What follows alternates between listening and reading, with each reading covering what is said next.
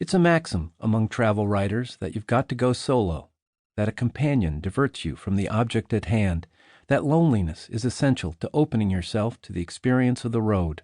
In Travels with Charlie, John Steinbeck insisted that 2 or more people disturb the ecologic complex of an area.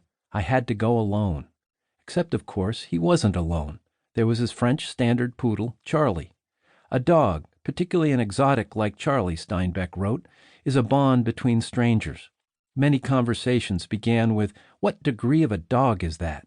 Steinbeck also insisted that he must camp along the way, sleeping in Spartan quarters in the back of his pickup truck. I had to be self-contained, he wrote, a kind of casual turtle carrying his house on his back. But as has since been revealed, Steinbeck was hardly the stickler for solitude he pretended to be. Despite his claims, he routinely traveled with his wife, Elaine. Rather than campgrounds, they stayed at hotels, some of them so swanky that a jacket was required at dinner. Instead of being appalled by these revelations, I was relieved, because I didn't want to go it alone. After spending the majority of the last 2 decades holed up in my office, I had no interest in wandering the country aching with loneliness. I wanted my wife to come along with me. A former attorney, Melissa was about to retire from her second career as the executive director of a local nonprofit.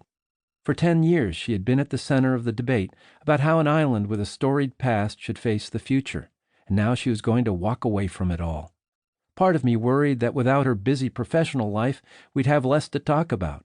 The other part of me was downright gleeful that for the first time in 35 years, she would be free from the demands of a full-time job. It was time we took advantage of her newfound liberty and hit the road. And like John Steinbeck, we were going to bring our dog. A few months earlier, we'd acquired a puppy named Dora for the first wife of David Copperfield, the Dickens character, not the magician, who, like Steinbeck's Charlie, was something of an exotic, a red, bushy-tailed, Nova Scotia duck-tolling retriever, or toller for short. Unlike Steinbeck's Charlie, who'd been a sedate 10 years old, Dora was so rambunctious and freewheeling that we'd attached a GPS tracker to her collar. Whether or not Dora was going to be helpful in striking up a conversation with a stranger, she was guaranteed to make the trip a lot livelier. Melissa and I took out a map of the eastern seaboard and began to plot our prospective trip.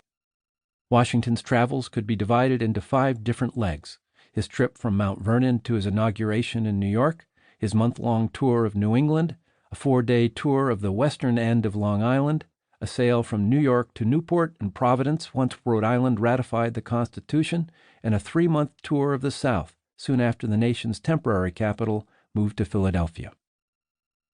We had some constraints to consider. We needed to stay in touch with our children and grandchildren, all in Brooklyn, as well as our 2 fathers, both in their 90s and both living independently on Cape Cod. The longest we could be away at a time, we decided, was 2 to 3 weeks, requiring us to divide each of the 2 longest journeys, New England and the South, in half. We also resolved that our 2 southern trips should be early enough in the spring to avoid the heat of summer. We were following Washington, but I also wanted to find out as much as possible about the people he visited. Did he leave an impression? What traces, besides historical plaques and the seemingly omnipresent claim that Washington slept here, were left of his journey? I made a list of all the towns he'd visited and reached out to as many of their public libraries and historical societies as I could track down.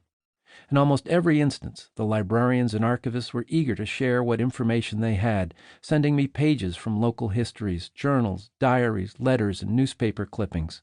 In a surprising number of instances, they even offered to show us around their towns, eventually climbing into our Honda Pilot and pointing out the houses Washington slept or ate in, the trees he tied his horse to, or in one instance, the spot where he helped raise a rafter of the town's 1-room school.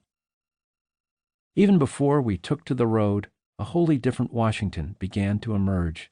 Not the general, or the president, or the plantation owner, but the human being, the traveler.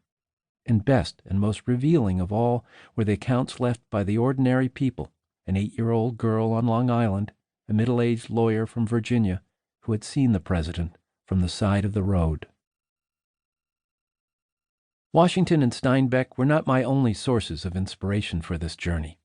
There was also the example of Harry and Bess Truman, who set out on a road trip of their own shortly after the conclusion of Truman's second term as president.